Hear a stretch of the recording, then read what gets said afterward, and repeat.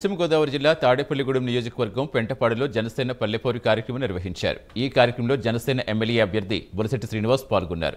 ఇంటింటికి తిరుగుతూ పల్లెపోరు కరపత్రాలు పంచిపెట్టారు. నియోజకవర్గంలో ఒక అవినీతి తిమింగలం తనపై అవినీతి ఆరోపణలు చేస్తోందని బొలిశెట్టి మండిపడ్డారు.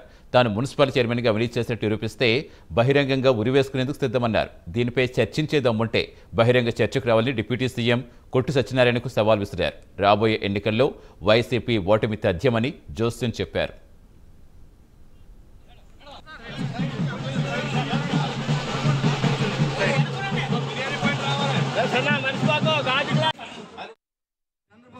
ముఖ్యమంత్రి అవుతారు. అదే విధంగా పవన్ కళ్యాణ్ గారు అసెంబ్లీలో ఉంటారు.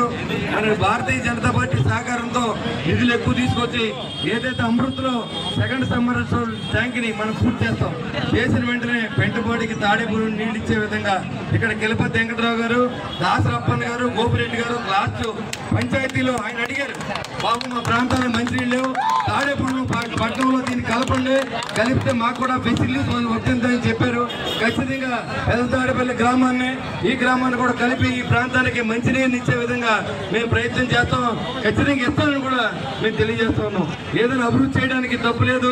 అది పెంటపాడ లేదా తాడేపల్లిగూడెం లేదా పెద్ద తాడేపల్లి దానికంటే ఒక సిటీగా మారవలసిన అవసరం తాడేపూడడం కూడా.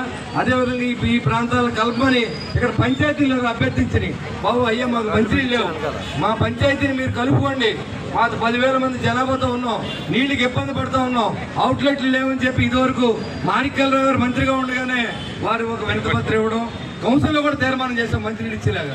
మరి అలాంటి పరిస్థితి నుంచి ఈ పెంటపాడు మండలం పెంటపాడిని మంచినీరు ఇచ్చే విధంగా మేము ఖచ్చితంగా ఇస్తానని చెప్పి కూడా మీకు ప్రమాణకం చేస్తూ ఉన్నాం. ఇక్కడ ఉన్నటువంటి ఉప ముఖ్యమంత్రికి ఎక్కడైనా పొలాలు ఉంటే, ఆస్తులు ఉంటే ఆ ప్రాంతాలకు రోడ్లు వేసుకోవడం, ఎవరైనా లేఅవుట్లు చేస్తే బయట వ్యక్తులు అయితే ఏ కులం అయినా పర్వాలేదు